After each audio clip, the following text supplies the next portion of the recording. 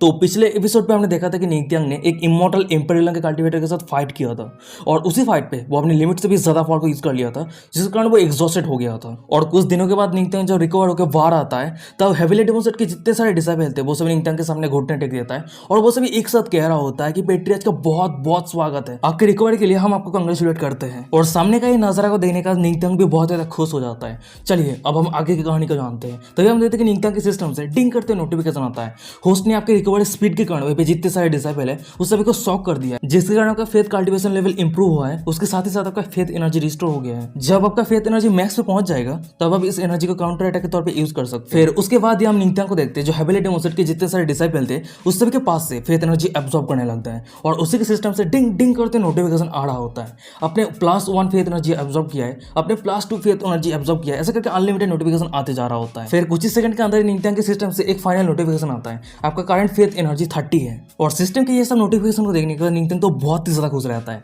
फिर वो मन में कह रहा था कि वाओ ये तो बहुत अच्छी बात है, मैं फेथ एनर्जी को स्टोर करके काउंटर अटैक के तौर पे यूज कर सकता हूँ। और तभी अचानक से हम ग्रेट एल्डर को देखते हैं जो निंगथियांग के साइड पे आ जाता है। फिर वो कह रहा होता है तो पेट्रियार्च फाइनली जाग ही गए, हम सभी आपको लेके बहुत ही ज्यादा चिंता कर रहे थे। वैसे पेट्रियार्च बहुत ज्यादा अमेजिंग है। और वही निंगथियांग के पीछे एक दूसरा एल्डर कह रहा था कि हाँ मानना पड़ेगा, पेट्रियार्च के एक ही स्ट्राइक के कारण एक इमॉर्टल इम्पेरियल का एक पावरफुल कल्टीवेटर भी मर गया। और तभी अचानक से हम देखते हैं कि निंगथियांग के सामने रहे एम्प्रेस लो को, जो अपने पास से बहुत सारे पावरफुल वेपन को निकाल लिया होता है। और ये सभी वेपन को देखने के बाद साइड पे रहे ग्रेट एल्डर कह रहा होता है एम्प्रेस ये वही इमॉर्टल वेपन है ना जो चारों सीड मास्टर के पास था। तभी हम एम्प्रेस लो को देखते हैं जो हर एक वेपन के बारे में डिटेल्स में बताने लगती है। वो एक एक करके कह रही होती है वाइन ड्रैगन स्पेयर एक लो ग्रेड इमॉर्टल वेपन है जो ड्रैगन लाइक पावर कैरी करके रखता है। सेकंड पे आता है ब्लैक टर्टलियस शील्ड एक लो ग्रेड इमॉर्टल वेपन, ये डिफेंस के लिए बहुत ही ज्यादा पावरफुल है। और थर्ड पे आता है रेड स्काई स्वॉर्ड जो एक मिडिल ग्रेड इमॉर्टल वेपन है जो बहुत ही ज्यादा पावरफुल। फिर उसके बाद हम एम्प्रेस लो को देखते हैं जो 3 वेपन को निंगथियांग को दिखाते हुए कह रही होती है निंगथियांग तुमने इस समय हेविली डेमोसेट के मुसीबत के समय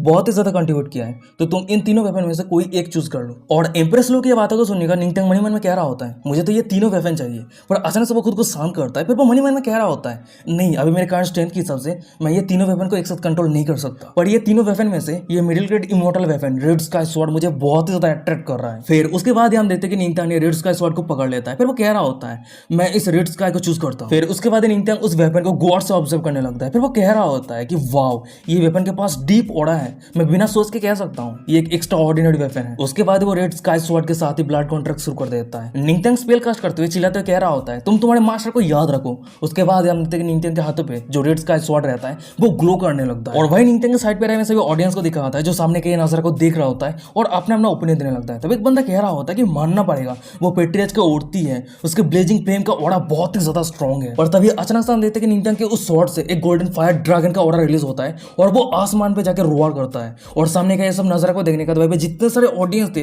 वो सभी बहुत ही ज्यादा शौक रहता है, वह भी अपना अपना ओपिनियन देने लगता है। तभी एक बंदा कहता है कि वाओ क्या पावरफुल रिएक्शन है। वहीं पे एक दूसरा बंदा कह रहा था कि किसने गेस किया था कि पेट्रियार्च के स्वॉर्ड इंटेंट इतना ज्यादा ग्रेट होगा। और तभी हम देखते हैं कि कुछ ही सेकंड के अंदर निंगथियांग के स्वॉर्ड से जो पावरफुल ओड़ा रिलीज हो रहा होता है वो गायब हो जाता है। और ये देखने के बाद निंगथियांग थोड़ा शॉक होते कह रहा था कि अरे ये तो बहुत ही ज्यादा अजीब है, ये ओड़ा अचानक से इतना कमजोर कैसे हो गया। अब ये फील हो रहा है कि एक ऑर्डिनरी स्पिरिचुअल वेपन हो रहा है। तभी हम देखते हैं कि निंगथियांग की बातों को सुनने के बाद निंगथियांग के साइड पे एम्प्रेस लो आ जाती है। फिर वो कह रही होती है ये इस तरह के रेड स्काई स्वॉर्ड के पास एक यूनिक एबिलिटी होता है, स्वॉर्ड के मास्टर के स्ट्रेंथ के ऊपर डिपेंड करके तो स्वॉर्ड के ग्रेड चेंज होता है। और ये बातों को सुनने के बाद निंगथियांग कह रहा होता है कि ओ तो तुम्हारी बातों का मतलब यह है कि उस स्वॉर्ड के मास्टर का स्ट्रेंथ जितना ज्यादा बढ़ता जाएगा उस वेपन का पावर भी बढ़ता जाएगा। एम्प्रेस लो कह रही होती कि हाँ तुम जितना ज्यादा स्ट्रॉन्ग होते जाओगे तुम्हारे साथ ही साथ वो वेपन भी स्ट्रॉन्ग होता जाएगा, और तुम जितना ज्यादा कमजोर होते जाओगे वो वेपन भी तुम्हारे साथ साथ कमजोर होता जाएगा। और अगर एक साथ भी कहा जाए तो ये सब कुछ तुम्हारे स्ट्रेंथ के ऊपर डिपेंड करता है। एम्प्रेस लो की ये बातों को सुनने का निंगथियांग को दिखा होता है जो एक छोटा सा स्माइल करता है। फिर वो कह रहा होता है डियर वाइफ तुम्हारी बहुत बहुत शुक्रिया। फिर उसके बाद निंगथियांग मन में कह रहा होता है मैं जब तक मेरे कल्टीवेशन को इंप्रूव करता रहूंगा तब तक यहाँ पे कोई लिमिट नहीं है। मैं उम्मीद करता हूँ कि एक दिन ये रेड स्काई स्वॉर्ड पूरी तरीके से इमॉर्टल वेपन पे ट्रांसफॉर्म हो जाएगा, पूरी दुनिया में जितने सारे इमॉर्टल वेपन है उस सभी से सबसे ज्यादा स्ट्रॉन्गर रहेगा। और तभी अचानक से हम देखते हैं कि निंगथियांग के सामने एम्प्रेस लो आ जाती है। फिर वो निंगथियांग को कह रही होती है निंगथियांग मैं तुम्हें कुछ पूछना चाहती हूँ। ये बातों को सुनने के बाद निंगथियांग कह रहा था कि हाँ पूछो क्या है। अचानक से हम एम्प्रेस लो को देखते हैं जो थोड़ा सीरियस हो जाती है। फिर वो कह रही होती है मैं जानना चाहती हूँ उस दिन तुमने जो ग्रेट एम्पर स्ट्राइक यूज किया था वो कहाँ से आया। वैसे मैं जानती हूँ कि तुम्हारी गॉडली फिजिक्स के ऊपर रिले होके एक एम्पर का शैडो समन करना ये पॉसिबल नहीं है। और एम्प्रेस लो की ये बातों को सुनने के बाद मैं निंगत्यांग को दिखाता है जो चुप रहता है। फिर वो मन में कह रहा होता है कि इमोर्टल एम्पेरलम के कल्टीवेटर के बीच में भी स्ट्रॉन्ग लोग रहते हैं। और वैसे भी ये हेवनली स्पिरिट डोमेन 3 हेवन और 9 रिलम का एक छोटा सा हिस्सा है। और अगर मैं मेरे वाइफ ब्लू वेकिंग को ट्रस्ट करके ये सिस्टम के बारे में बता देता हूँ तो अभी की सिचुएशन पे सिस्टम इन्वॉल्व हो जाएगा। और अभी मेरे पास है सिस्टम के बारे में जितने कम लोग जानेंगे मेरे लिए उतना ही ज्यादा कम डेंजर है। फिर उसके बाद हम निंगत्यांग को देखते हैं जो धीमी साथ में एम्प्रेस लो को कह रहा होता है। मैं तुम्हें झूठ नहीं कहना चाहता पर बात यह है कि पर अचानक से हम एम्प्रेस लो को देखते हैं जो निंगत्यांग की आधी बात को काटते हुए कह रही होती है चलो भूल जाओ, अगर तुम अभी इस समय कहना नहीं चाहते हो तो तुम्हें खुद के ऊपर फोर्स करने की कोई जरूरत नहीं है। पर हाँ मैं तुम्हें यह कहना चाहती हूँ तुम्हारे पीछे जो ट्रेजर है जो तुम्हें मदद कर रहा है वो सभी के सामने एक्सपोज ना हो जाए, क्योंकि ये तुम्हें हमेशा याद रखना है अगर कोई यहाँ पे स्ट्रॉन्ग है तो उससे भी ज्यादा स्ट्रॉन्ग कोई और है। और एम्प्रेस लो की ये बातों को सुनने का तो निंगत्यांग को दिखाता है जो एक छोटा सा स्माइल करता है। फिर वो कह रहा होता है मेरे डियर वाइफ मेरे लिए तुम्हें चिंता करने के लिए तुम्हारी बहुत बहुत शुक्रिया, पर चिंता मत करो मैं फ्यूचर में जरूर तुम्हें बताऊंगा, पर अभी मुझे फील हो रहा है कि ये कहने के लिए सही समय नहीं है। और तभी अचानक हम देखते कि उन दोनों के साइड पे कोई आ जाती है। फिर वो एम्प्रेस को कह रही होती है कि मैं एम्प्रेस को रिपोर्ट करती हूँ सेंट ऑफ ईओची आपसे मिलना चाहती है। ये बातों को सुनने के बाद एम्प्रेस लो कह रही होती है उसे मेन हॉल पे इंतजार करने के लिए कहूँ मैं अभी जा रही हूँ। सीन शिफ्ट होता है हमें कुछ मिनट के बाद का सीन दिखाता है। भाई हम मेन हॉल को देखते हैं और उसी जगह पे एम्प्रेस लो बैठी रहती है और उसी के सामने हमें सेंट ऑफ ईओची को दिखाती है जो एम्प्रेस लो को ग्रीट करते हुए कह रही होती है योर मेजेस्टी द एम्प्रेस वेस्ट के क्वीन मदर के ऑर्डर के कारण मैं आपके सेट के हेवेली मिरर को बोरो करना चाहती हूँ। और ये बातों को सुनने के बाद एम्प्रेस लो कह रही होती है हेवेली मिरर हमारे हेवेली डिमॉन सेट का एक प्रीशियस ट्रेजर है तो सेंट ऑफ ईओची इसे बोरो क्यों करना चाहती है। और एम्प्रेस की बातों को सुनने के बाद हमें सेंट ऑफ ईओची को दिखाती है जो थोड़ा पैनिक होते कह रही होती है एम्प्रेस मुझे माफ कर देना ये ईओची होलीलैंड के सीक्रेट से इन्वॉल्व है तो मैं आपको ये कह नहीं सकती हूँ। पर क्वीन मदर ने ये भी कही है कि अगर आपके सेट हमें मिरर यूज करने के लिए देती है तो हम आपको ईओची इमोर्टल एलिक्सा देंगे। एम्प्रेस लो कह रही होती है कि ईओची इमोर्टल एलिक्सा, वाओ ये तो अनएक्सपेक्टेड है। ईओची होलीलैंड हेवनली मिरर बोरो करने के लिए एलिक्सा देने के लिए राजी है। वैसे कहा जाता है कि ईओची के होलीलैंड पे एक यूनिक इमोर्टल दा लोटस का जन्म होता है और सिर्फ एक फ्लावर को पूरी तरीके से खिलने में पूरा 10 साल लग जाता है और वो फ्लावर पूरी तरीके से स्पिरिचुअल एनर्जी से भरा रहता है। और ये भी कहा जाता है अगर कोई पीक इमोर्टल एम्पेरियम का कल्टीवेटर इस फ्लावर को एब्जॉर्ब कर लेता है तो उसका कल्टीवेशन डेमीगॉड रिलम पे पहुंच जाएगा। और यही कारण है जिसके कारण इस फ्लावर को ईओची इमोर्टल एलिक्सा कहते हैं। तभी अचानक हम देखते हैं कि एम्प्रेस लो के सामने रहे सेंट ऑफ ईओची कह रही होती है तो एम्प्रेस क्या मैं जान सकती हूँ कि आप इस कंडीशन पे राजी है या नहीं। वैसे अगर आप इस एलिक्सा की मदद से अपने कल्टीवेशन पे सक्सेसफुली ब्रेक थ्रू कर लेते हैं तो फ्यूचर में आपको रिथोरस एलाइस के खिलाफ जीतने के लिए ज्यादा मेहनत नहीं करनी पड़ेगी। एम्प्रेस लो कह रही होती है मैं तुम्हें हेवनली मिरर बोरो करने दे सकती हूँ पर उससे पहले मेरी एक कंडीशन पे तुम्हें राजी होने की जरूरत है। ये बातों को सुनने के बाद मैं सेंट ऑफ ईओची को दिखाती है जो एक्साइटेड हो जाती है। फिर वो कह रही थी कि वो क्या है। तभी सीन शिफ्ट हो जाता है हमें दिखाते कि रात हो गया होता है। उसके बाद हम रूम के अंदर का सीन देखते हैं और वही रूम के अंदर में निंगत्यांग और एम्प्रेस लो को दिखाती है जो बैठी रहती है। अचानक से निंगत्यांग कह रहा होता है तो तुम चाहती हो कि मैं हेवनली मिरर को ईओची होलीलैंड पे लेके जाऊं। फिर वो सभी हमें जो एलिक्सा देगा उस एलिक्सा की मदद से मैं मेरे कल्टीवेशन पे लार्ज ब्रेक थ्रू कर सकता हूं। एम्प्रेस लो कह रही होती है कि चांस कितना तक गहरा है ये मैटर नहीं करता पर हमें ट्राई करना चाहिए। और उसके साथ ही साथ मैं ये भी जानती हूँ तुम तुम्हारे कल्टीवेशन पे इंप्रूव करने के लिए कड़ी मेहनत कर रही हो तो इसीलिए मैं तुम्हें इस समय मदद करने के लिए इस चांस को खोना नहीं चाहती। ओ हाँ ईओची होलीलैंड पे एक स्कैर्ड प्लेस है, अगर तुम उस जगह पे जाते हो तो तुम तुम्हारे फिजिक्स को इंप्रूव कर सकते हो। वैसे जब एक बार मिरर का काम खत्म होने के बाद उस मिरर को तुम अपने हाथ पे ले लोगे तो इस स्कैर्ड प्लेस के बारे में वेस्ट के क्वीन मदर के सामने एक बार मेंशन करना तो वो तुम्हें वहां पे जाने के लिए परमिशन दे देगी। और वही एम्प्रेस लो के सामने रहे में निंगत्यांग को दिखाता है जो एम्प्रेस लो के हर एक बातों को सुन रहा होता है। फिर वो मन में कह रहा होता है ओ हाँ अगर लू वेकिंग नहीं होती वो ओल्ड मैन सोल डिस्ट्रॉय कर तो दूर की बात मैं उससे पहले किसी और के हाथों पे मर जाता। अब मैंने डिसाइड कर लिया कि मैं मेरे फिजिक्स को इंप्रूव करूंगा ताकि फ्यूचर में अगर कोई एडवांस टेक्निक को मैं यूज करता हूँ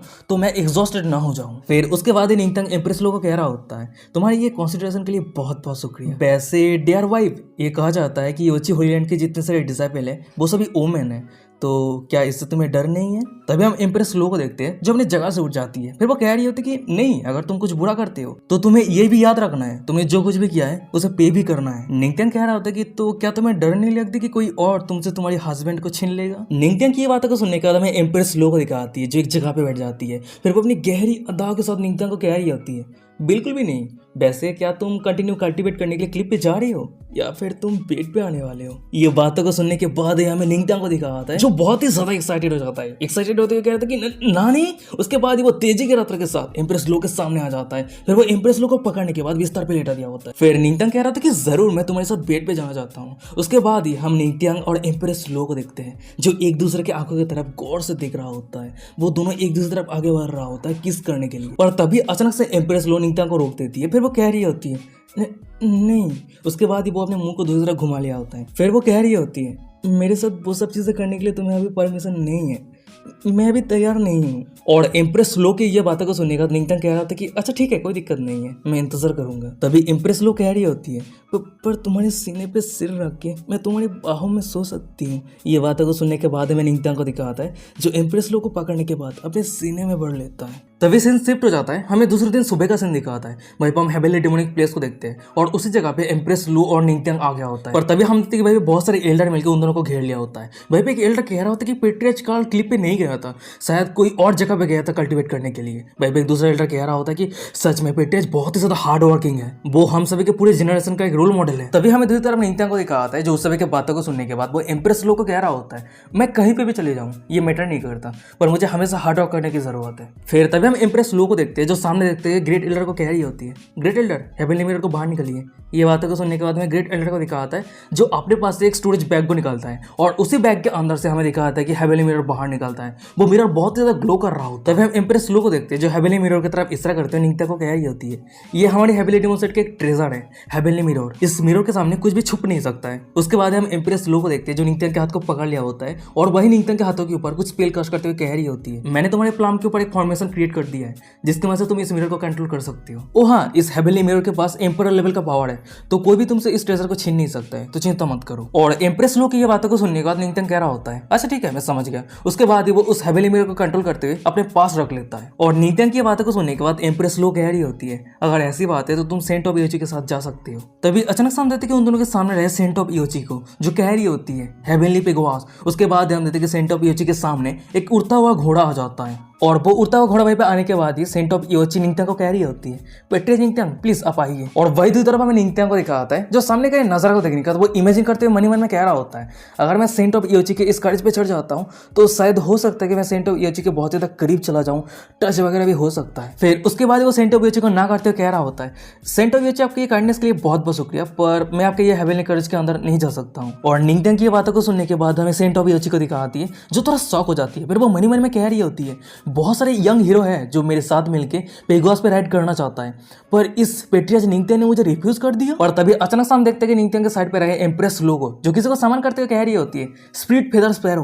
और वहीं पे अचानक से हम देखते हैं कि उस जगह पे बहुत जोर से हवा चलने लगता है। निंगत्यांग अपना आंख बंद कर लिया होता है। जब वो अपने आंख खोल के देखते हैं उसके सामने एक बहुत ही बड़ा स्पैरो रहता है। तभी इम्प्रेस लो स्पैरो की तरफ इशारा करते हुए निंगत्यांग को कह रही होती है ये एक स्प्लिट फेदर स्पैरो है और ये लेवल 6 मॉन्स्टर है और इसका कल्टीवेशन स्काई किंग रिलम पे है, तो यही तुम्हें ईओची पे लेके जाएगा। और इम्प्रेस लो की ये बातों को सुनने के बाद में निंगत्यांग को दिखाता है जो उस पैरों के माथे के ऊपर रब करते हुए कह रहा होता है ओ तो एक लेवल 6 मॉन्स्टर का पावर स्काई किंग रिलम के कल्टीवेटर के बराबर है। फिर उसके बाद हम निंगत्यांग को देखते हैं जो उस पैरों के पीठ के ऊपर चढ़ जाता है। फिर वो इम्प्रेस लो की तरफ देखते हुए कह रहा होता है डेयर वाइफ जितना जल्दी पॉसिबल हो सके मैं वापस लौट आऊंगा। ये बातों को सुनने के बाद इम्प्रेस लो कह रही होती है अच्छा ठीक है, पर हाँ खुद का ख्याल रखना। फिर उसके बाद हम निंगत्यांग को देखते हैं जो स्पैरो को कमांड देते हुए कह रहा होता है स्प्लिट फेदर स्पैरो चलो ईओची होली लैंड पे चलते हैं। उसके बाद हमें दिखा आता है कि उस स्पैरो को जो निंगत्यांग को पीठ पे चढ़ा के उड़ जाता है। तभी हम निंगत्यांग को देखते हैं जो सामने देखते हैं वो खुद ही खुद से कह रहा होता है वाओ ये पहली बार है इस दुनिया में आके मैं मेरे सेट को छोड़ के कहीं पे जा रहा हूँ। वैसे मैंने सुना है कि यहाँ पे 3 हेवन और 9 रिलम है और heavenly spirit domain second heaven पे लोकेटेड है। उसके साथ ही साथ ये हेवनली स्पिरिट डोमेन 2 पाथ पे डिवाइडेड है,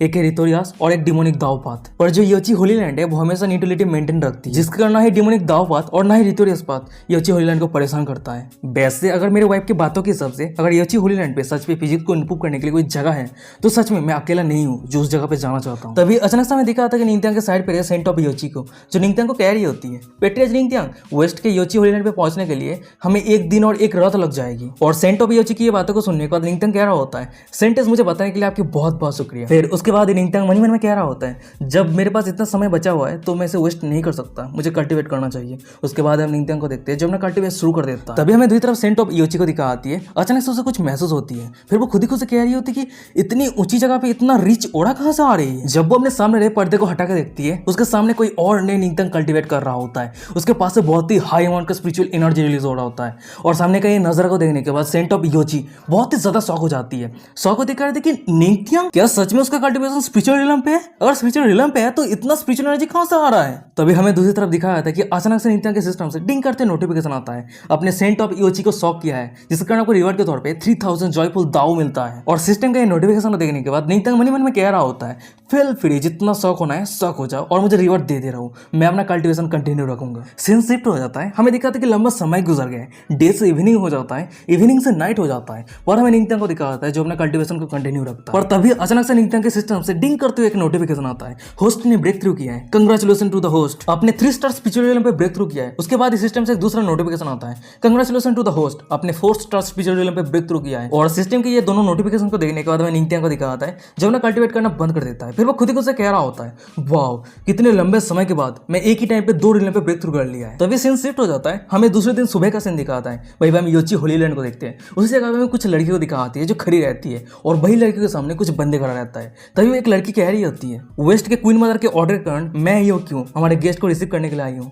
ये बातों को सुनने के सामने रहे वो बंदा कह रहा होता है, मिस ये कि आपका बहुत बहुत शुक्रिया। और अचानक से हमें दिखा आता है कि उस सभी के माथे के ऊपर बहुत जोर से हवा चलने लगता है। और ये देखने के भाई पे जितने सारे बंदे थे वो सभी बहुत ज्यादा पैनिक हो जाता है। सामने रहे वो बंदा कह रहा था कि ये क्या हो रहा है, अचानक से इतना जोर से हवा क्यों चल रहा है। वो सभी जब ऊपर देखते हैं, ऊपर कोई और नहीं सेंट ऑफ योची और निंगत्यांग नीचे आ रहा होता है। फिर उसके बाद हम देखते हैं कि वो दोनों नीचे उतर आता है। तभी हम सेंट ऑफ योची को देखते हैं जो निंगत्यांग को कह रही होती है, पेट्रिया निंगत्यांग हम योची होली लैंड पे पहुंच गए हैं। तभी हम निंगत्यांग को देखते हैं जो सामने देखते हुए सेंट ऑफ योची को कह रहा होता है, सच में मानना पड़ेगा ये योची होली लैंड बहुत ही ज्यादा सुंदर है। तभी अचानक से हमें दिखा आता है कि उन दोनों के पीछे रहे एक लड़की को जो निंगत्यांग की तरफ इशारा करती है सेंट ऑफ योची को कह रही होती है, सेंटेंस वो आदमी कौन है। सेंट ऑफ योची कह रही होती है, ये हेविली डेमोसेट के पेट्रिया निंगत्यांग है। और ये नाम को सुनने के बाद वहीं पे जितने सारे लड़कियां आती वो सभी निंगत्यांग को घेर लेती है। वो सभी एक साथ कह रही होती है कि वाह, तो यही है फेमस लेजेंडरी पेट्रियाच।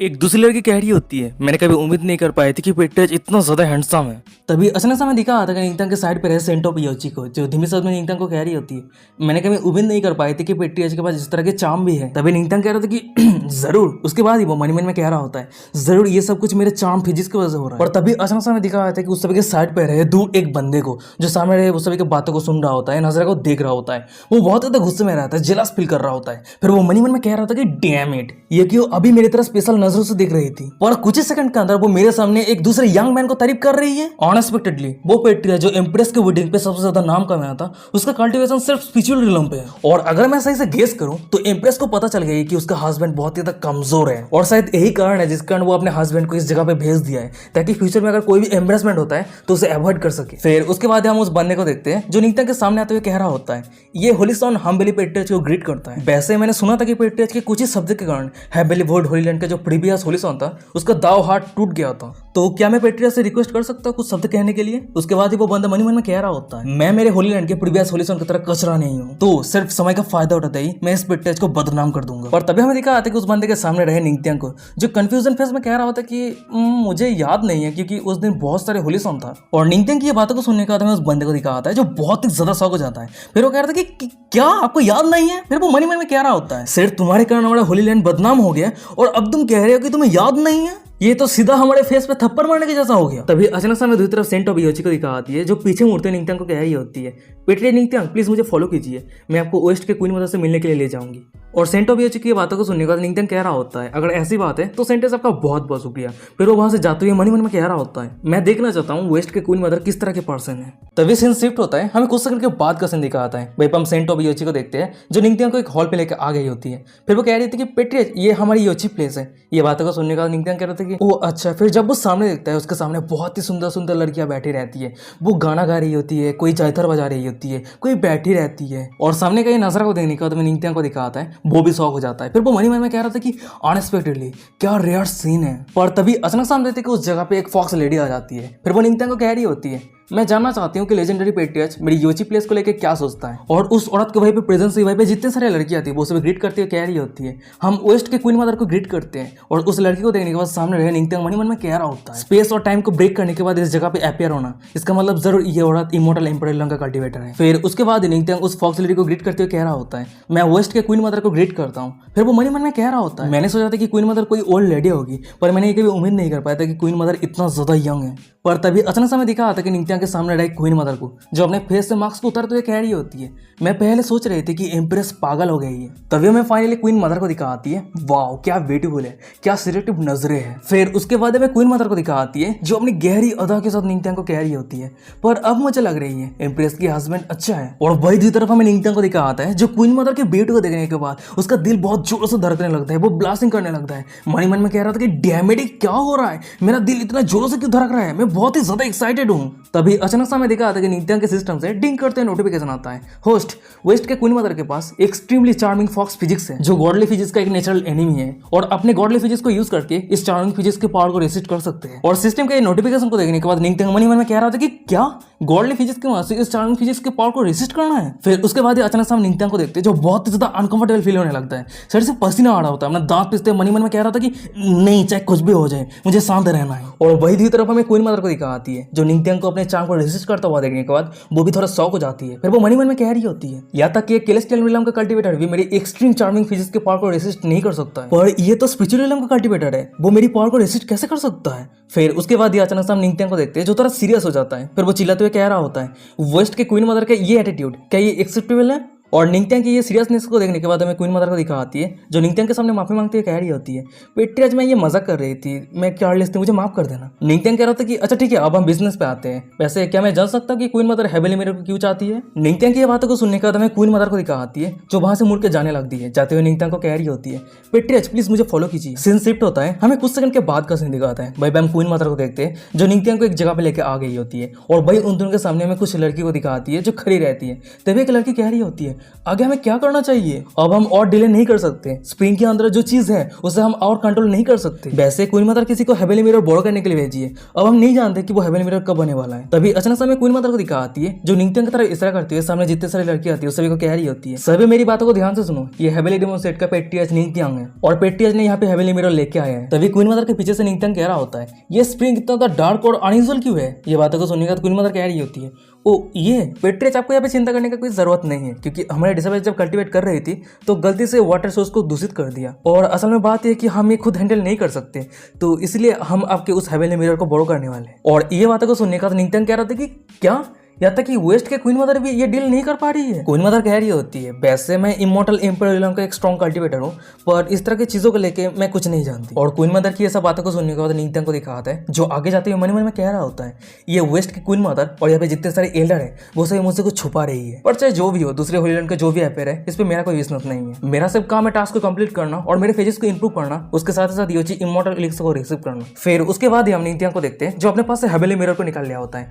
फिर वो क्वीन मदर को कह रहा होता है, तो मुझे सिर्फ स्प्रिंग के ऊपर ये हेवेली मिरर को यूज करना है ना। निंगत्यांग की ये बातों को सुनने के बाद क्वीन मदर कह रही होती है, हाँ पर हेवेली मिरर तो एक इमॉर्टल वेपन है और पेट्रियस तो स्पिरिचुअल रिलम का कल्टीवेटेड है, तो क्या मैं जान सकती हूँ कि आप हेवेली मिरर के पूरे पावर को यूज कर सकते हैं। क्वीन मदर की ये बातों को सुनने के बाद निंगत्यांग को दिखाता है, जो स्प्रिंग के ऊपर जाते हुए क्वीन मदर को कह रहा होता है, अब मुझे और मेरे वाइफ को अंडरस्टिमेट कर रही है। जब मेरे वाइफ ने मेरे बॉडी पे फॉर्मेशन क्रेव किया है, तो इसका मतलब यह है कि मैं हेवेली मिरर को पूरी तरीके से यूज कर सकता हूँ। और वही दूसरी तरफ हमें क्वीन मदर को दिखाती है, जो सामने के नजरा को देखने के बाद वो शॉक हो जाती है। फिर वो बाकी एल्डर को कह रही होती है, हेवेली डेमन सेट के पेट्रियज सिर्फ स्पिरिचुअल रिलम का कल्टीवेटर है, पर फिर भी उसके पास स्पिरिचुअल सी है। और वही क्वीन मदर के पीछे हमें एक एल्डर को दिखाती है, जो कह रही होती है, सिर्फ उसके पास स्पिरिचुअल सी नहीं है, उसके साथ ही साथ 199 थंडर ट्रिब्यूलेशन स्पिरिचुअल वेन भी है। सच में पेट्रियज बहुत ही ज्यादा टैलेंटेड है, उसका फ्यूचर लिमिटलेस है। तभी सीन शिफ्ट होता है, दूसरी तरफ निंगत्यांग को दिखाते हैं, उसी के सिस्टम से डिंग करते नोटिफिकेशन आता है, अपने वेस्ट के क्वीन मदर और यूची के एल्डर को शॉक किया है, जिसके कारण आपको रिवॉर्ड के तौर पे पावरफुल फिजिक्स कार्ड मिलता है। और वहीं पे निंगत्यांग को दिखाता है, जो सिस्टम के नोटिफिकेशन को इग्नोर करते हुए अपने काम को कंटिन्यू रखता है। फिर वो मन में कह रहा होता है, स्प्रिंग के अंदर से जो ब्लैक ऑरा रिलीज हो रहा है, यही चीज वेस्ट के क्वीन मदर छुपाने की कोशिश कर रही है। वैसे क्या ये ब्लैक ऑरा मुझे रेसिस्ट करने का कोशिश कर रहा है। और ये देखने के बाद हमें निंगत्यांग को दिखाता है, जो हेवेली मिरर का पावर और भी ज्यादा बढ़ा देता है, और पावर बढ़ने के कारण हमें दिखाता है कि उस स्प्रिंग का जो ब्लैक ऑरा रिलीज हो रहा था वो गायब हो जाता है, और वो स्प्रिंग का पानी भी क्लीन हो जाता है। फिर उसके बाद ये काम खत्म होने के बाद हमें निंगत्यांग को दिखाता है, जो उस हेवेली मिरर को अपने पास रख लेता है, और अचानक से हमें निंगत्यांग को दिखाता है, जो बहुत ही ज्यादा एग्जॉस्टेड हो गया होता है। फिर वो मन में कह रहा था कि बाप रे, इतना ज्यादा पावर यूज करने के बाद मैं बहुत ज्यादा एग्जॉस्टेड हो गया हूँ। और वही एग्जॉस्ट होने के कारण निंगत्यांग बेहोश होकर नीचे गिरने लगता है। पर अचानक से हमें दिखाता है कि उसके साइड पे सेंट ऑफ इयोची आ जाती है और निंगत्यांग को पकड़ लिया होता है। फिर वो कह रही होती है पेट्रियट क्या आप सही है। फिर उसके बाद ये सेंट ऑफ इयोची निंगत्यांग को पकड़ने के बाद नीचे ले आती है और वही पीछे रहे में क्वीन मदर को दिखा आती है जो सेंट ऑफ इयोची को कह रही होती है योजी पेट्रियट एग्जॉस्टेड हो गया है तो उसे रेस्ट करने के लिए एक रूम के अंदर लेके जाओ और पेट्रियट ने हमें हेल्प किया है वो थैंक यू करने के लिए मैं बाद में आऊंगी। ये बातों को सुनने के बाद सेंट ऑफ इयोची कह रही होती है अच्छा ठीक है मास्टर। सेंट ऑफ इयोची और निंगत्यांग वहां से जाने के बाद हमें क्वीन मदर को दिखा आती है पीछे सभी एल्डर की तरह मूर्ति हुए कह रही होती है मेरी ऑर्डर सभी को पास कर दो, मेरी परमिशन के बिना आज से कोई भी इमॉर्टल स्प्रिंग के अंदर एंटर ना करे। और ये बातों को सुनने के बाद भाई जितने सारे एल्डर थे वो सब एक साथ कह रही होती है अच्छा ठीक है क्वीन मदर। फिर उसके बाद हमें दिखाते हैं कि भाई जितने सारे एल्डर थे उसके साथ ही साथ क्वीन मदर उस जगह से चली जाती है और वो सभी वहां से जाने के बाद ही हमें दिखाता है कि स्प्रिंग के ऊपर एक मैजिक सर्कल बनने लगता है और वही मैजिक सर्कल के अंदर से एक डार्क ऑरा रिलीज हो रहा होता है। तभी सीन शिफ्ट हो जाता है, हमें एक रूम के अंदर का सीन दिखाता है। भाई हम निंगत्यांग को देखते हैं जो हमने स्पिरिचुअल एनर्जी को रिस्टोर करने के लिए कल्टिवेट कर रहा होता है। फिर वो मन में कह रहा होता है अब मुझे समझ में आ रहा है कि मेरे वाइफ वो तीनों इमॉर्टल वेपन को देने के लिए राजी क्यों नहीं थी। उस हेवनली मिरर के पूरे पावर को एक्टिवेट करने के बाद ही मेरे सर के अंदर जितना सारा ऑरा था सब कुछ निचोड़ लिया। पर किस्मत से उस गॉड रिकॉर्ड के कारण मेरा रिकवरी बहुत जल्द हो जाता है। और अचानक समय दिखा आता है कि निंगत्यांग के रूम के दरवाजा ओपन करते हुए सेंट ऑफ इयोची आ जाती है और निंगत्यांग को उठता हुआ देखने के बाद वो निंगत्यांग को चिंता करते हुए कह रही होती है पेट्रियट आपका ऑरा एग्जॉस्ट हो गया था ना, अगर आप अभी बिस्तर से उठ जाते तो मुझे डर है कि आपके लिए ये डेंजर है। पर अचानक समय निंगत्यांग को दिखाता है जो अपने जगह से उठ जाता है। फिर वो स्ट्रॉन्ग एक्ट करते हुए कह रहा होता है कोई दिक्कत नहीं है, कोई भी प्रॉब्लम नहीं है, मैं पूरी तरीके से रिकवर हो गया हूँ। और निंगत्यांग को पूरी तरीके से रिकवर होता हुआ देखने के बाद हमें सेंट ऑफ इयोची को दिखाती है जो बहुत ही ज्यादा शॉक हो जाती है। फिर वो निंगत्यांग को ध्यान से चेक करते हुए कह रही होती है इतनी जल्दी।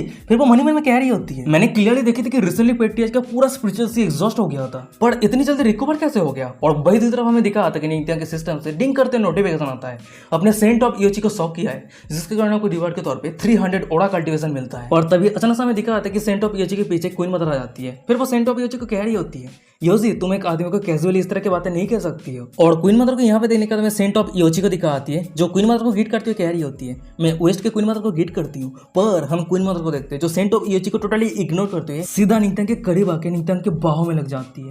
फिर वो निंगत्यांग के गालों में हाथ चलाते हुए कह रही होती है बॉय तुम्हारा फिजिक्स देखने में बढ़िया है, वैसे मेरी ग्रेटिट्यूड को एक्सप्रेस करने के लिए क्या तुम कुछ दिनों के लिए योची होली लैंड पे रह सकते हो। अगर तुम कुछ दिनों के लिए इस जगह पे रहते हो तो मैं मेरी योची होली लैंड के जितने सारे एलिक्स है मैं तुम्हें दे सकती हूँ, बताओ कैसा है। और गाइस यहीं पे आज का एपिसोड खत्म हो जाता है। वीडियो कैसा लगा मुझे कमेंट करके जरूर बताना। और हाँ बहुत सारे लोग कमेंट करेगा कि वीडियो इतना ज़्यादा लेट क्यों आ रहा है, तो मैं आपको बताना चाहता हूँ मेरा 2-3 चैनल है तो तीनों चैनल को मेंटेन करना यार इतना पॉसिबल नहीं है, डेली वीडियो अपलोड करना ये भी पॉसिबल नहीं है। और वैसे ये सीरीज़ ना मतलब न्यू रिलीज़ हुआ है तो ज़्यादा चैप्टर पे रिलीज़ नहीं हुआ है और मैं 3 चैप्टर को लेके एक वीडियो बनाता हूँ। मैं बार बार हर एक वीडियो पे कहता हूँ कि मैं 3 चैप्टर लेके एक वीडियो बनाता हूँ तभी जाके एक 20, 24, 25 या 30 मिनट का वीडियो बनता है, ठीक है।